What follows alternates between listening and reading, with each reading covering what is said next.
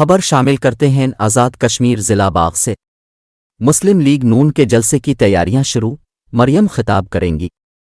آزاد کشمیر کے ضلع باغ میں مسلم لیگ نون کا انتخابی جلسہ آج ہوگا، جس کی تیاریاں شروع کر دی گئی ہیں۔ باغ میں مسلم لیگ نون کے انتخابی جلسے کی سکول گراؤنڈ میں تیاریاں جاری ہیں۔ پارٹی چیف آرگنائزر اور سینئر نائب صدر مریم نواز جلسے سے خطاب کریں گی۔